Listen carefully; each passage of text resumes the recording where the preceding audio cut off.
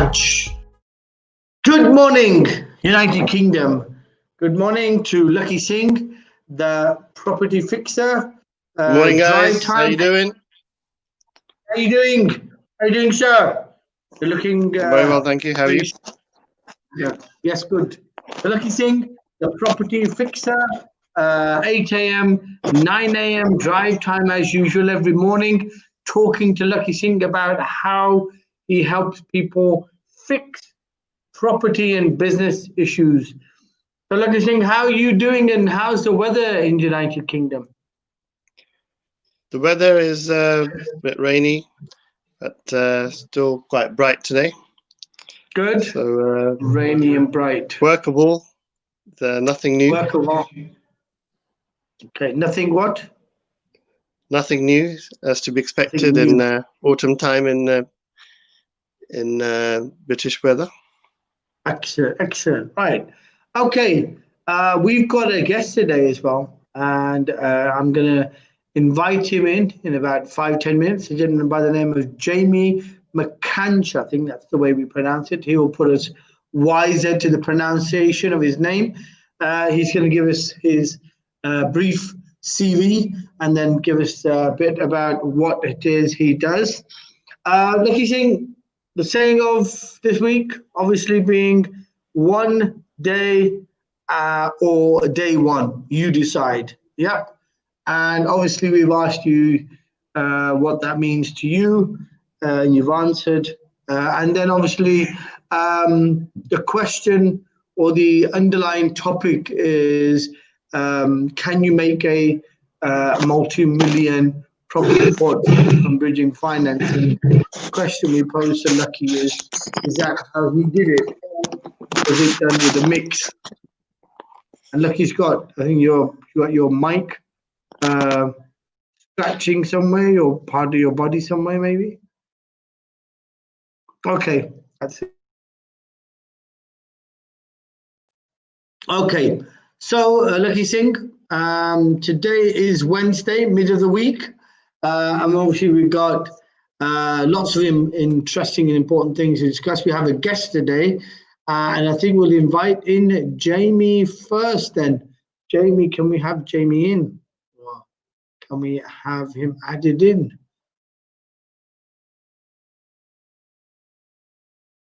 Add him in. Right, Jamie, how can you hear us? Yeah, I can hear you fine. Thank you for having me. How are we? Great. Good. Yes, that's excellent. Okay, is this your first time on the group? There's a back noise, I think. Someone put the speakers on. We've got the volume speaker on. You bring that over. Is that better? Bit lower, please. You can hear the echo. Yeah, can you hear it? That's perfect now. Yeah, okay, yeah. Yes, excellent. So tell us a bit about yourself. I think he's in Switzerland in the mountains, so you can hear the echoes. Ah, yes. Are you in Switzerland, Jamie? No, I wish. I am in the mountains-ish. You are in the mountains? In the valleys. I'm in the valleys. Oh, right. Okay, so Wales? I am, yeah. Ruthin? What's that? Ruthin? What? North or south? No, we're in South Wales, so we're just outside of Cardiff. Ah, right, just outside of Cardiff. Which North Cardiff? So it'll be east. So have you ever heard of Newport in Yeah. So we're just on the outskirts of Newport. So yeah, it's all right. Okay. Not a bad place to live, to be fair. Well, so is that where you permanently live? Is it, Jamie? Yeah, it is. Yeah. So, yeah, sunny Wales. Sunny Wales. So give us a bit of a background about what you do, where you've come from, and what you're attempting to do in this difficult market. Obviously, everyone's being affected somehow, and it'll be interesting to know whether you are being affected. You may be in an industry that is Teflon, cannot be affected. So I don't know. Tell us, sir. So let me just sort out my mic a second, because it seems to have some back. It's perfectly fine now, I think.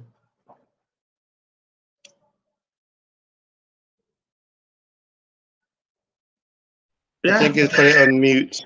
You put it on mute, Jamie. There you go. Can you hear me now? Yeah, we can. Brilliant. So my name's Jamie. I run a company called Bounds. And Cedar Bound. Bounds, yeah, if I do that. Ceno Bound, right. I thought you said Cedar Bound. Yeah. That sounds like a tree, a rubber tree of some kind, yeah? So Ceno Bound, like that. Bounds, yeah. And we run basically an online community centre. So we work with businesses across the world, offering them the opportunity to advertise and improve their online presence using our online platform. But yeah, so as well as being an entrepreneur, I'm also a writer. I'm an adaptive athlete, sportsman. And yeah, I love nothing more. Is that an adapted athlete? Did you say an adapted or an adopted athlete? Because adopted athlete would mean somebody has adopted you and you were an athlete, and an adapted athlete means you were high on something, and now they're making you take all that energy out on the racetrack. Is that what it is? Something like that. 6 years ago, I went to bed perfectly fine, and when I woke up the next morning, I was paralyzed from the waist down. Okay. So yeah, I'm adapted, as in I'm still an athlete, but I do adaptive sports. So I play basketball for Cardiff. I play squash as well, as a disabled player. So sport and adventure. Wow. Okay. So I'd say, even though, I mean, we have, there's a concept, a lot of people in the developed world in the West, especially a lot of children, have become complacent or, somewhat ignorant to the blessings they have around them, or in the sense of the facilities and the lifestyle they have compared to people in the third world countries. I think, even your introduction itself is an inspiration. To say somebody's got the mental, because I believe it will take more mental strength than it takes physical strength. Is that correct? Absolutely. To be able to change a lifestyle, or just because you're coming from a normality, and you say you woke up one day. Was it a series of events? Were you getting signs of what happened to you? Was it an accident that sort of later manifested in your being paralyzed? What happened? So basically, have you ever heard of a condition called shingles? Yes, I've heard of it. That's quite a common thing. Yeah, in November 2013, I had shingles. Okay. And shingles attacks a main nerve column. Mine attacked my spinal column, so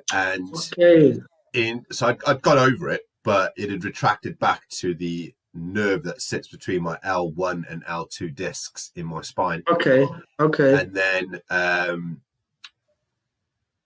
I went to bed on January the 6th, and the damage had been sort of irreversible. I'd ruptured my spine during my sleep, and I was left with complete sensory pain and mobility in my lower limbs. So even though I could still use my limbs, they were still there, they were still functional, and I can now use them again now. But what had basically happened was the pain was so intense that my brain had just shut down that part of my body. So I went through lots of physio and physiotherapy and hydrotherapy and neurological therapy. And even though now I can walk and I use crutches and I climb mountains again, I climbed Snowdon in 6 foot of snow on crutches Christmas Day. Climbing is not an issue for me. I absolutely love being out and about, but it's hard work, and I've got to think about what I'm doing. But I am left with a condition called complex regional pain syndrome. So if you could imagine having your leg amputated without anesthetic, that's the level of pain I'm in every day of the year. So I've got to, lots of work goes in place to overcome that barrier. But I don't let it stop me. Okay, well, I am left speechless. I normally have a lot to say. Can't say too much on top of that, except for obviously exceptional mental strength. Physical, I think the pain, can't imagine it. Doesn't. I think it's not fathomable. The reason being, we've not had that situation.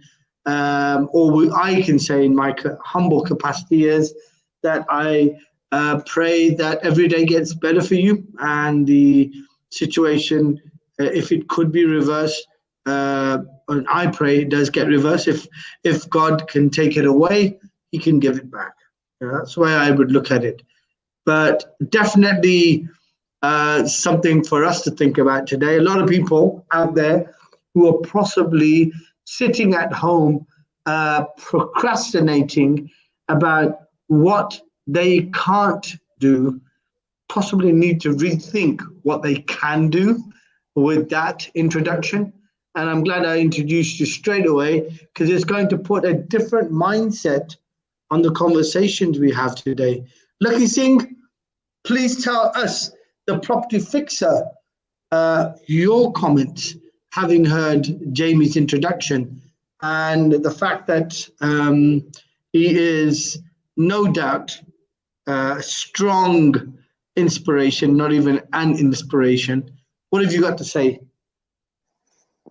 Well, I'm actually lost for words. I mean, I can't even begin to think actually how you could even conceive the idea of having to actually live on a day-to-day basis. So I'm sort of almost speechless now, thinking, how can you actually be able to deal with that level of pain? So, I mean, how do you deal with it? Do you have to take medication, or do you do a lot of meditation, or do you find a distraction to alleviate the pain? What's the formula? Because I'm sure there's lots of other people. Well, probably not millions, because it sounds like a very niche type of illness. Or I'm not sure what the correct terminology would be, but how do you actually deal with it on a day-to-day basis and with that level of pain? It almost seems like I thought my black eye was bad. I was looking for sympathy. So I don't know, mate. Your black eye looks pretty bad. To be fair, it's all of the above. So I take medication, I meditate, I have massage therapy, which alleviates a lot of the muscle trauma, because whenever you have an injury, the body will naturally tighten up and try to protect that. So I get a lot of muscle spasm, and massage helps with that.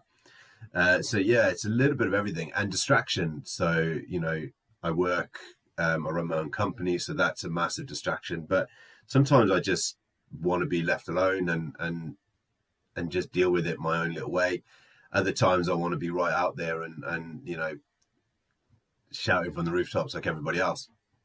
So okay, don't want to put it at the moment. Not at the moment. I've got a couple of people giving us a shout out. Amar Ali, Gurmel, Sonia, John Smith, and as well, all giving a shout out to you, listening intensely to your words, Jamie. So continue. Sorry about that. Yeah. Thank you. So yeah, so that's the answer, Lakhi. It's a case of just use everything that you got. At the end of the day, this stuff happens to everybody. Do you know what I mean? It's not just me. We all have bad days. It's just a case of saying, yeah, do you know, today I'm having a bad day, but tomorrow I'm gonna have a good day, and taking each day as it comes. So excellent. And what's your family support systems? I assume there's got to be people around you who are giving you a bit of support, or keeping you afloat in terms of keeping you above any negative feelings or thinking. So yeah. Who is it? People around you, good family, mom, dad, girlfriend, wife. Who is it? So I'm really lucky that I've got a great family network. My father passed away a few years ago, but me and my mum are very, very close. And she lives just not far from me. So, we see her as regular as we can. And yeah, so we support each other in a lot of ways, me and my mum. And then there's Charlotte, my fiance, who's a fantastic support. So she's really understood the condition, really understood the illness. And to be fair, sometimes that's the key. It's not necessarily trying to fix a person. It's a case of just understanding what they're going through. Take the time to understand the illness. So yeah, I'm really lucky like that. And I've got some great friends as well. So yeah, I'm incredibly privileged, actually. Which we've got a good morning from Harry Williams. Okay, Jamie, what I'm going to do is I'm going to turn around this morning and not make you feel like you're something that is to be shocked and also admired at. I'm going to include you, but I want to take your input on these things. So you've got a online web presence called No Bounds. Is that right? See No Bounds, yeah. See No Bounds. Excellent. Now, in this, what is it you're attempting to do? What is the primary objective of See No Bounds? So we work with a variety of businesses, from the very, very small right up to the very, very big. And the aim is to connect people. So we've modeled ourselves as a community center, an online community center. And we have all the normal things that you'll have in your standard community center. But instead of it being very local, we're very broad. And yeah, so we have the online hub, which is a business directory. We have a bolt-on shop, a bolt-on events page, a bolt-on school, a bolt-on library. And the idea of it is for it to be affordable for all companies. So the membership prices are very reasonable. And actually during COVID, when everyone was in lockdown, because we understood that businesses were going to struggle to get back out there, we actually gave membership away for a year for everybody during the COVID period. And that had a massive success. And yeah, and now, we pivoted our business on the 1st of May because we went into COVID the same as everybody else. Yeah. And now we have an average 40,000 people a month, reaching out through our social platforms. We gain 6,500. Okay, so what's the objective? I'm still not clear. You've got a platform, a community. I assume you're using one of the standard platforms, maybe like Facebook or Instagram, or is it LinkedIn? What's the objective? I've still not got the purpose. So where is the objective is just the transaction? If it's a commercial, yeah. So how does it work? How do you connect people? And what type of? If you're saying it's unlimited, so it's not UK based, it's worldwide, I assume. What is it that you're connecting people for worldwide, and what type of business? Is it business? Is it individuals? What is it? So the primary objective is business to business, but our user base can be business to consumer. So our aim is we connect business to business, and the platform connects business to consumer. So we work very proactively with our members. We learn about what they're doing, what their business is, and we're always listening for people that we can connect those individuals with. So, for example, if we take Lakhi as an example, Lakhi's in property, he's a property fixer. And we've got people in our hub, and I'm going to use Elaine as an example on this. So if Lakhi came up to me and said, right, I'm looking to do some development, but I want it to be disabled friendly. Well, I've got an architect, an occupational therapist who's also an interior designer who specializes in disability adaptations. So I know that that's in my black book. I will then connect Lakhi with Elaine, and that hot referral has been done. So Lakhi's getting what he wants, Elaine is getting a referral. But then if I get someone else who says, I'm looking to get into property, or I don't know where to start, potentially I could do the referral from them to Lakhi. So okay, so what's the process then? How does it work? Do you go through a question answer with the members? Is it sort of an automated questionnaire that you ask them to fill up, and then you look at their data capture sheet and then match it up with the type of people you've got on your community? How does it work? So it's again, it's a little bit of all of the above. So we have an automated platform, which is the website, and they can go on, they can log in, they can build their own profile, they can pay, they can even create their own listing. There's a bit at the bottom that says, what's your ideal referral? That gives me some information. And then I have one-to-ones with all my members on turn. And as a matter of fact, I've got a list here, which I'm going through this week. And I say, like, how's things going? Is there anyone you want to connect with? Can I help you with anything? And then we start to build a visual picture of that business.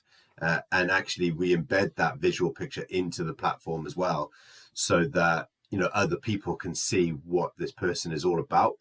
And that's how it works. So where did you come up with this idea, Jamie? Where did this inspiration, or is it your idea, or is it somebody else's that you're working with? It's mine and Charlotte's. Excellent. So right. Charlotte and I thought the idea. I used to work primarily with the disability community. So before COVID, I had a shop which I used to sell disabled products. I had a hub which I used to work with companies to help them break into the £80 billion a year market within the disabled community. Excellent. And then after COVID, we decided to actually, instead of worry about what wasn't happening, we flipped it around and said, right, well, we're working with the 22%. Let's work with the 78% as well. So we still work very strongly within the disabled community, but we just turned basically the principle around. And the whole idea came from Charlotte's brother. So Charlotte's brother lives in Sweden, because Charlotte's Swedish, and he's got quite a severe disability, and he lives in a community type complex, and they fund their own activities by making things and selling it, or holding events or concerts, or whatever the community feel they want to do, whatever they enjoy doing. The staff encourage and help them, and then they make things and then they sell those products, and that's how they fund their internal activities. And that was basically the principle of what we'd done. We thought, well, we can do that, but worldwide. That's where it came from. Excellent. Okay, we've got a shout out from Vanish Patel, I think, and a Sergio Patel as well this morning, saying hi. They've joined us as well. Okay, Jamie, looking at what you are doing and what you've done, and you've turned around your business model, I'm going to ask Lakhi now, the type of advice you give to businesses about restructuring or changing or alternative business solutions, as is the group, the Alternative Property and Business Solutions Group. Do you see a similarity in what Jamie has done and what you suggest to lots of your clients in business and in property in general? I think just in case Jamie missed it, we had an interview with Lakhi Singh, Johal, who's quite an experienced business person, and a VVIP. So one of the discussions we had is, how do you deal with any major changes now to your business with the flux of COVID-19 it's causing? And what we said was being creative and looking at the same thing that you're doing it, but doing it to new audiences. So I think you're spot on in terms of how you've addressed the COVID-19 issue. I mean, in fact, I think it's somewhat sparked more of a different, more of a creative angle to your business, because it made you think, actually, what's stopping us from doing this to this market anyway? So in some ways, COVID-19 has actually made you rethink a better business model, I would say, rather than what you were doing, because you could have, if income was coming in a very traditional sense with your existing business, you may not necessarily considered being a bit more creative in the same way. Is that right? Yeah, absolutely. Okay, Jamie. What else do you do apart from this online business? The question, obviously, Lucky's asking is that COVID may have forced you to be a bit more creative. Is that correct? Absolutely, yeah. So, because I'm also What else do you do? What else do you do apart from the online business? Is there anything else you do? Yeah, so I work with schools and learning organizations as a motivational speaker, and I teach young people about thinking outside the box, but I also teach young people about running a business. So how to set up a company and how to do it on a low budget. And again, just be creative. You know, there's young people are incredibly powerful people, and but at the same time very understated. So I love my motivational speaking work, and that obviously came to a crashing end in March. But that's starting to pick back up now, and I'm doing virtual events. I'm doing one this afternoon actually, as looking at business ideas with a group of young people, and I love that because, you know, it's a way of doing something that has massive value, even though I don't charge for it. It just has a massive value, and I just love it. It's probably where my deepest passion is. But you know, a lot of what we fail to realize sometimes, and I think this is around the world, is young people get a bit of a bad cred, but they are the future. They are the, you know, the next generation of doctors, lawyers, politicians. You know, they're the ones that are either going to make or break us, and yet we give them such a hard time. So I absolutely love being in a room with a bunch of young people who've got the energy and the power to kind of change the world one step at a time. Okay, so it's a valid question. Lakhi Singh, do you give your children a hard time? As much as possible, yeah. Okay. And giving a hard time, what does that mean though? I mean, is it pushing them, or does it mean chastising them? Probably a bit of both, I think. You can do that in a family without overstepping the mark, I think. Yeah, okay. Okay, so we've got Jamie as an example of strong mind power, I would say. So, but the mind shown to be stronger can override any physical impairment, I'd say. And it is the mind that makes the body and the soul tick. Can you give me, I mean, you've had this injury.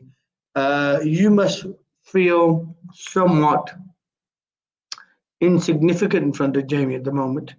And this is not, it's not, what's it now? One of those, what's the movies with the guy who's the weird cop? What's it called?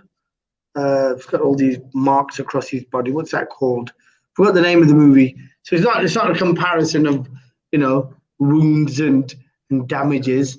But what I mean to say is, Lakhi, you must feel that even COVID is a mental illness, isn't it, Lakhi? I mean, you described going through a lot of mental sort of fixations and a mental blockage once you were being forced to stay at home because of the lockdown. So I would assume someone like Jamie was possibly too strong mentally to be affected by lockdown. What do you say, Lakhi, to that?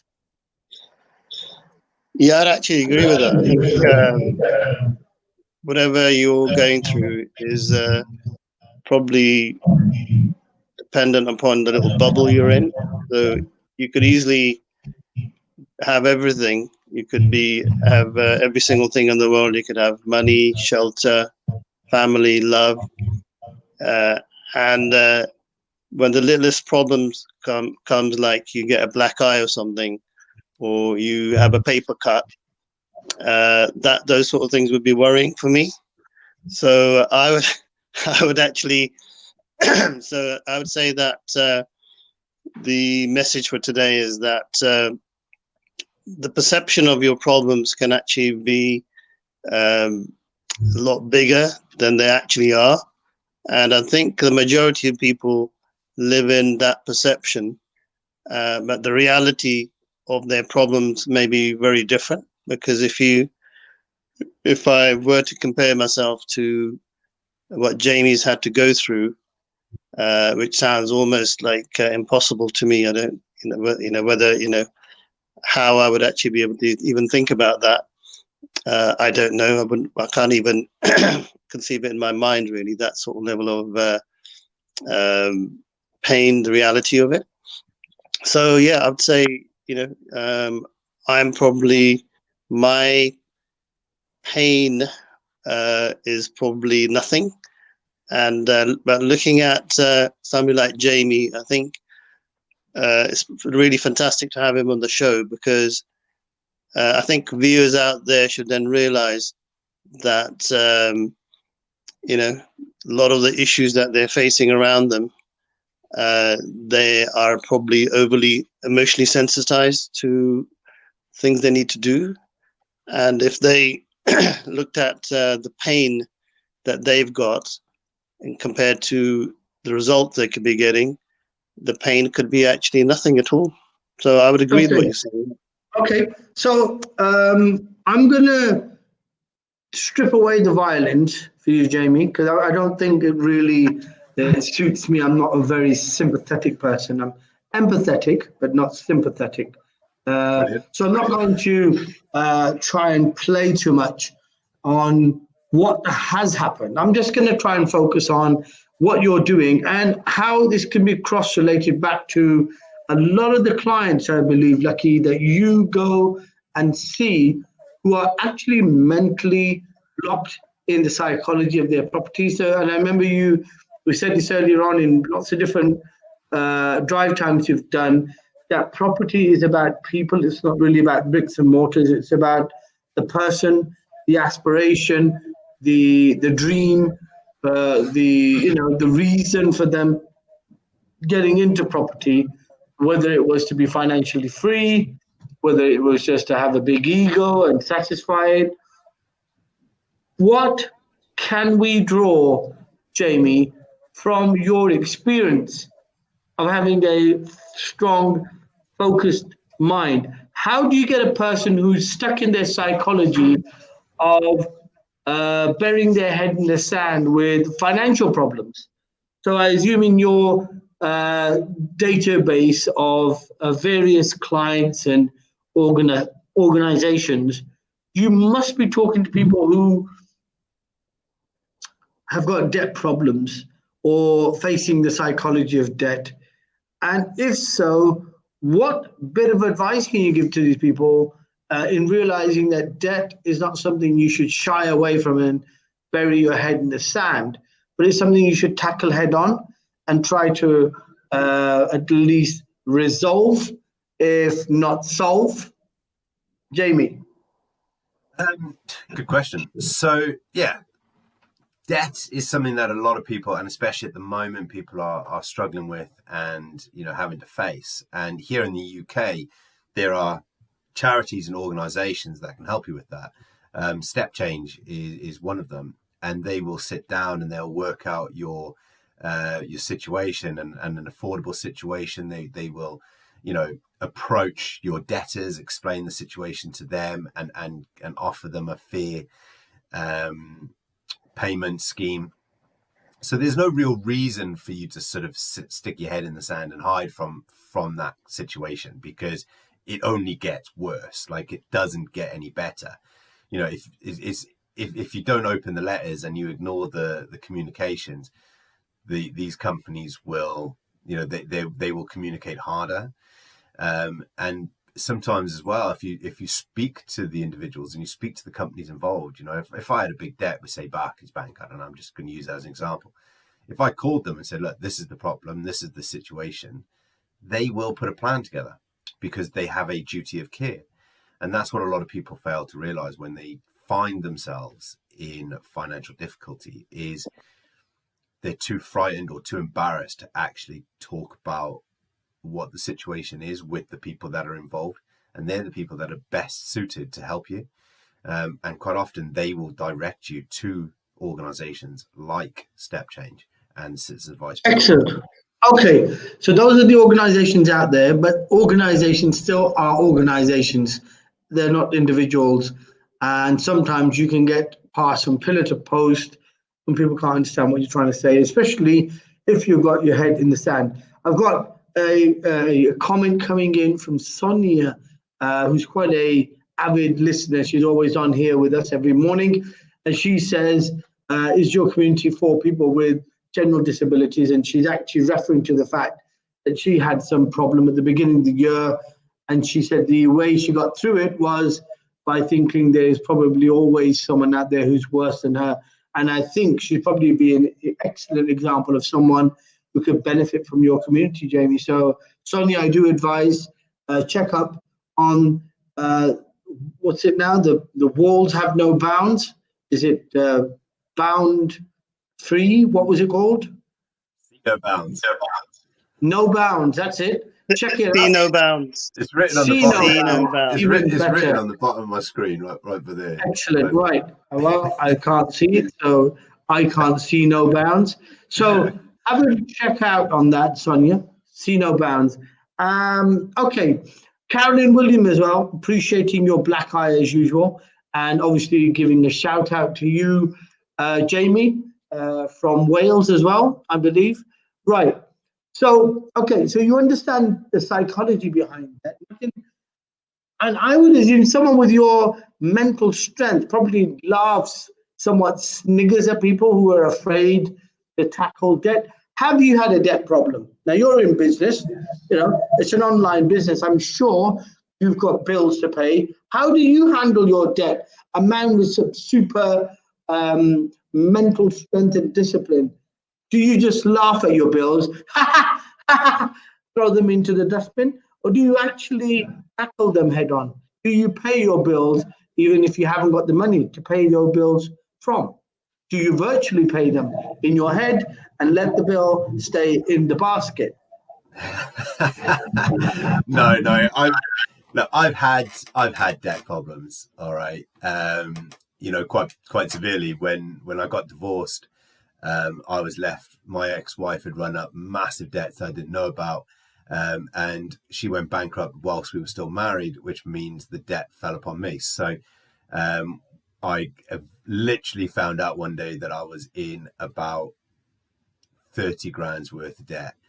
And that's how I know about these organizations like Step Change. So, you know, yeah, I face everything head on. I stop and look at the situation, and I respect the situation. And I also respect, do you know, there's an old saying that, you know, there's only so much someone can do. You can't get blood out of a stone.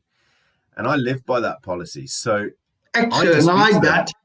Yeah, you know, I'll just contact the person and say, right, this is the situation. This is where I am. If you're patient with me, I'll be able to pay you. But if you force me, I won't. It's as simple as that. And it was the same tactic I took. Excellent, that's good. With COVID. You know, when I went into COVID, I've got suppliers. I had financial commitments to make. So I rang all my suppliers and I said, hey, you know, this is where we are. This is what's happening. What do you want? You sound a bit like Donald Trump. You sound like Donald Trump talking about COVID, who said, it is what it is. Well, this is where we are. I guess that's the one bit that he said that we could take away. Like that. Very hard. Yeah. I wouldn't start injecting ourselves with bleach, though. Putting Newport first. I like that. Divide and rule. Yeah, Jamie's motivating the hard right against the left, like that, taking over United Kingdom. New Downing Street in Newport County, like that. Okay, we've got a couple of shout outs.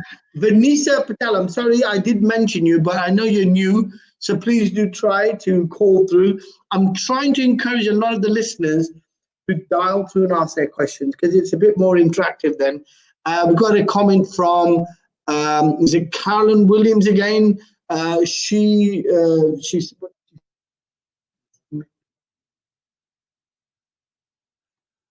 reconfirming she's found you. See no bounds. Okay. Now, what I'm going to ask Lakhi is from you, the mental ability you see in the way Jamie is tackling his issues. Isn't that a marked difference from people who are perfectly soluble? They've got a lot of money sloshing around. They know their property portfolios aren't performing.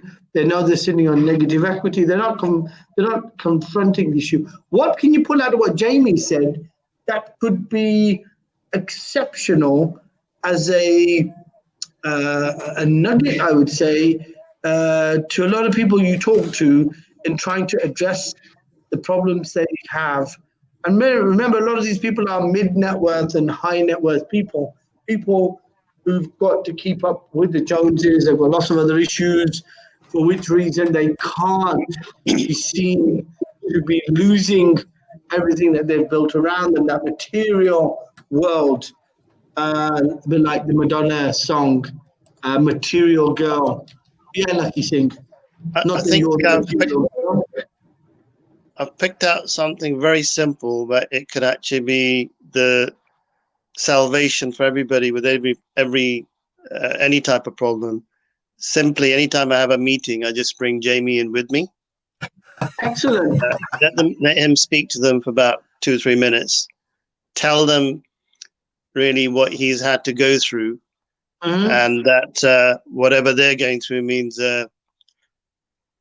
for children. If children are listening, it's flip all. Yeah.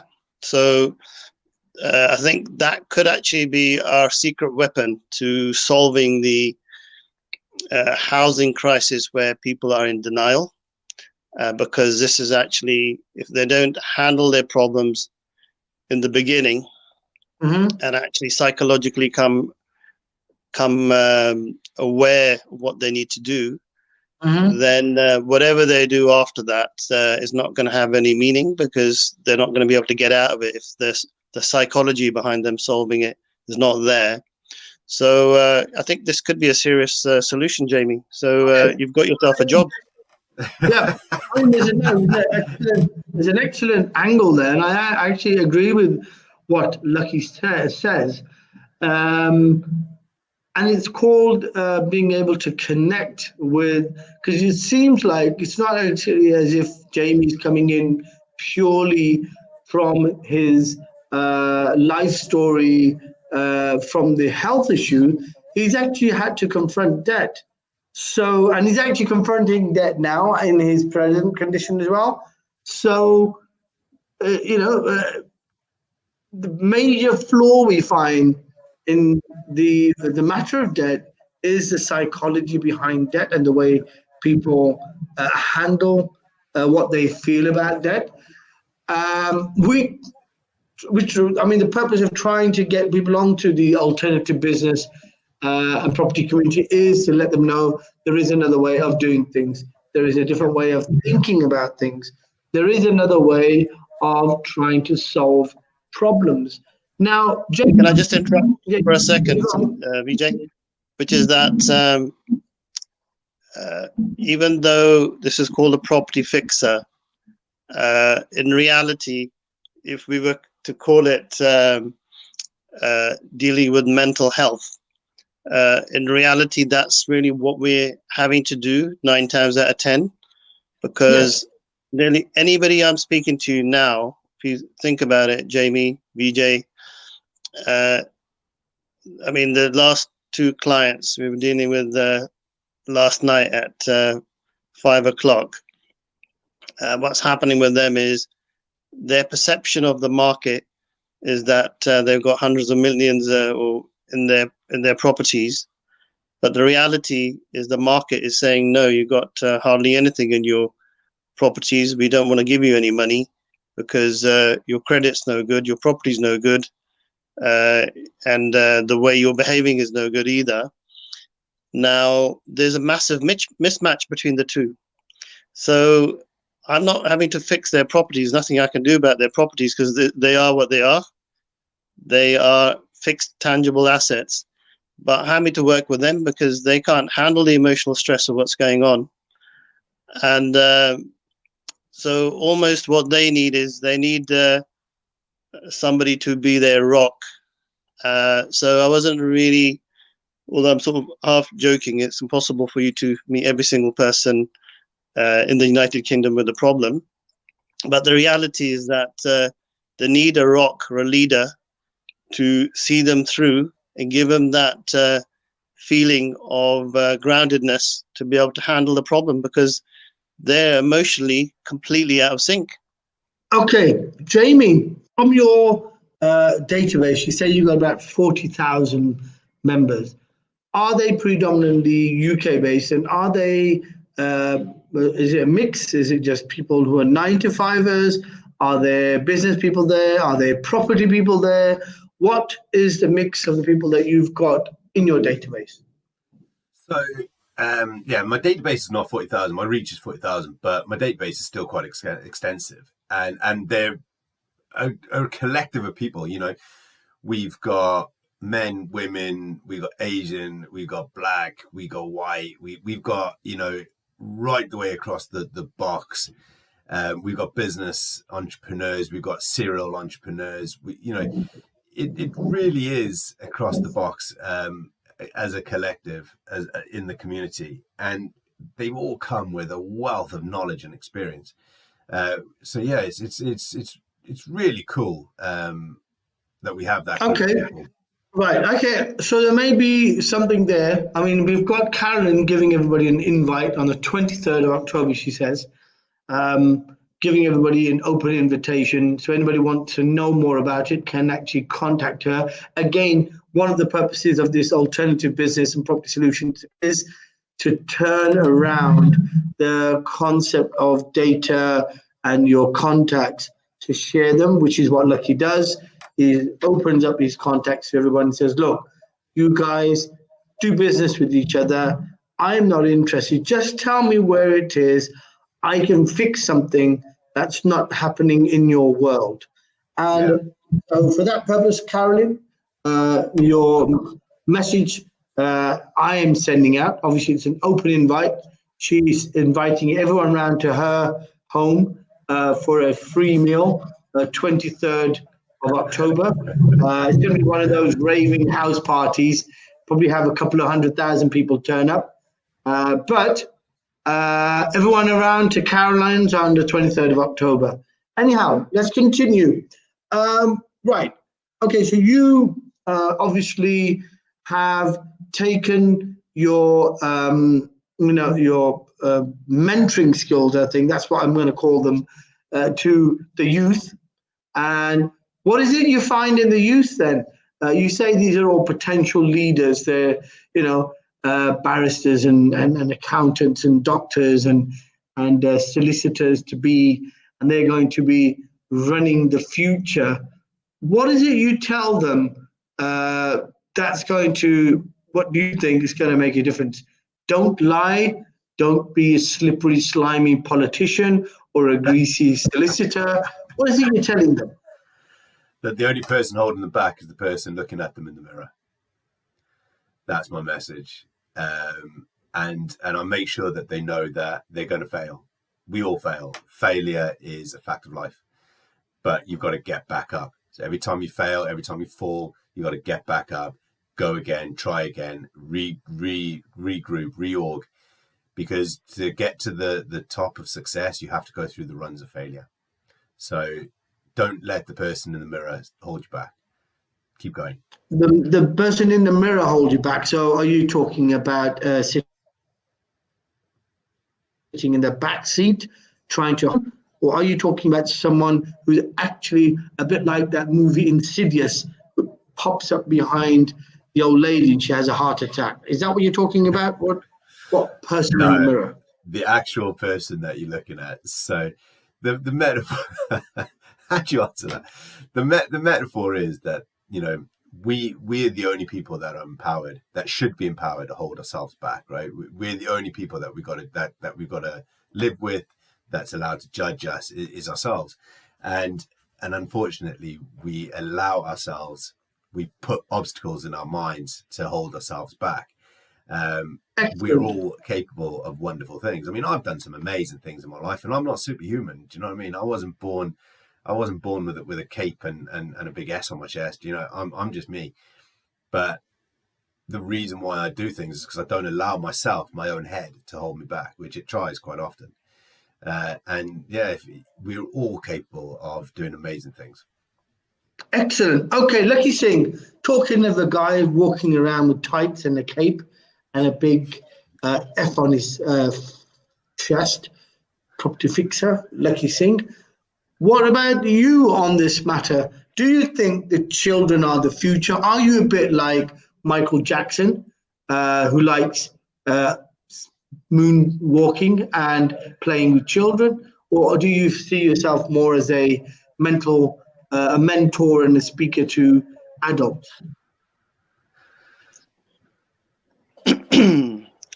I think whatever we're doing is actually going to help millions, including children as well. So at every opportunity, we try to make a difference at every level. So I don't think anybody's limited in terms of who we're trying to help. So the property fixer is just the fixer, really, in reality, because we've got a lot of things which are happening behind the scenes, which we don't always discuss, which are to do with giving something back. So funnily enough, at 11 o'clock today, we've got a launch for helping come up with an antidote for working out whether you got COVID-19. We can do it in 20 minutes. So I'm working with an organization that can do that straight away, which will take a lot of agonizing waits away for people that want to get out. Because some people are quarantining themselves for 2 or 3 days because their kids may have COVID-19, so they're stuck at home and they can't go to work. So that in itself could touch millions of lives. So we've actually working with Rolls-Royce, who decided to lend out their car, and they're going to give away free toys to children, funny enough. So funny that we mentioned children. So I think wherever we can, we like to make a difference at every level. Lakhi. Hello? Are you still there? Okay, yeah. Great. I lost you for a second there. Yeah, what were you saying at the end of that? You got the I said Rolls that wherever Royce. we can, we want to make a difference at every level. I mean, I can also relate to Jamie in terms of mentorship with children. One of the most amazing things I ever did, haven't had an opportunity to do it over the last couple of years, but when my children went to Punjabi school in the Gurdwara in Kingsbury for many years, I used to go along, but I used to then be a Punjabi support teacher. So I used to teach when the teachers weren't around or they went missing because they couldn't come in that day. Then I would actually teach. But I used to love teaching, and I think my teaching style was pretty amazing, to be honest. I'd actually get them to speak more Punjabi in that one day than they did in the whole year. But I didn't really want to step on anybody's toes by being a full-time teacher because I didn't really have the qualifications. Sorry? Did you find it was easy to go down to a level of the children in terms of becoming a child yourself, or was it? Yeah, that was really easy for me. If that's what you're implying, but it's 100% correct. I'm not denying that. I think I'm a big kid at heart. And then the other thing that I love doing is afterwards, I would also organize for a five-a-side football. for the younger kids as well, from the ages of about 7 till 12. Yeah. And then because Kingsbury is quite a mixed sort of population, I'd have Romanians, Italians, Greeks, Turks, all sorts of different nationalities, Somalians. We have like quite a mixed group of children playing football together, because sometimes the football places were taken up. So that's probably one of the nicest things, most, let's say, fun things I ever did. And so it takes me back to that time, Jamie. So I think I can sort of relate to really what you're doing there. And if I could do more of that, continue doing things at that level, that would be really exciting, actually. Okay, Jamie, I'm going to ask you now,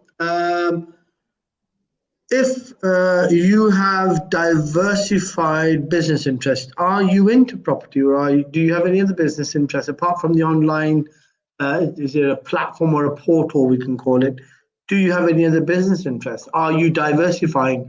Are you putting some of your eggs into another basket? Yeah, so I'm not into property. Although we've got a property, I'm not really a property developer as per se.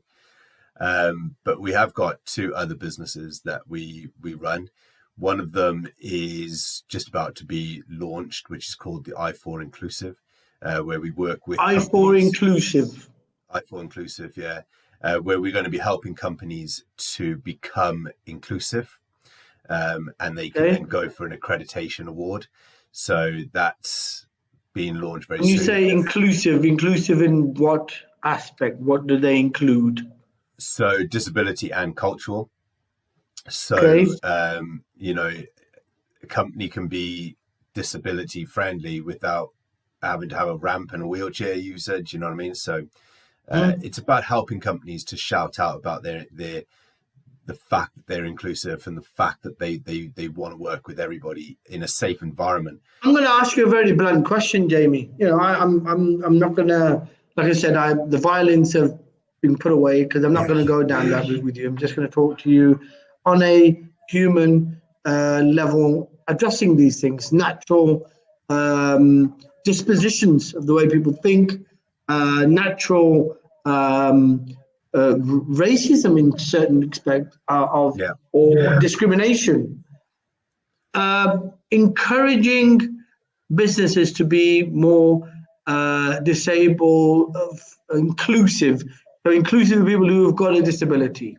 Right. Yeah. Now, that's all well and good, but is not the first part of that trying to get people to look beyond disability? Because the real issue isn't companies, it's the people and the people inside those organizations that have a lack of understanding. You said yourself, your other half, your partner, one of the biggest things that she has is she understands your illness. That's why it makes it even better for you. So is it really not to do with the fact people are discriminate because they don't understand, which is common across human nature? Black people don't understand white people don't understand black people, black and white don't understand Asians don't understand Chinese don't understand Australian. Is it not all about lack of understanding? Is that not one of the key words? When you start understanding something, is that not the first part of becoming inclusive? The key is taking away the awkward, right? And I'm a big advocate for this, okay? So Lakhi wears a headdress. I don't know what that headdress means or what it represents, right? So for me to become, have an understanding, I just ask him, Lakhi, why have you got a headdress on, right? So he tells me why he's got a headdress on. And then I say, is there a significance to the color? No, that's just fashion. Okay, wearing a red dress. Lakhi Singh, can you answer that question? Why is it you're wearing a red dress? have to leave it with that question. We're going to have that question answered tomorrow. Why is it Lakhi Singh, the property fixer, wears a red dress?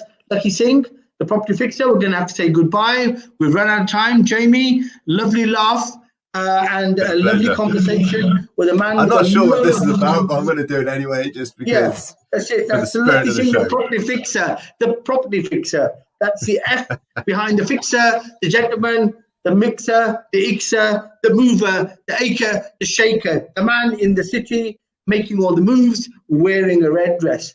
Lakhi Singh, we shall speak to you tomorrow, 8 a.m. to 9 a.m. and we'll find out why you're wearing a red dress with a turban on. Thank you so much, guys. Take care.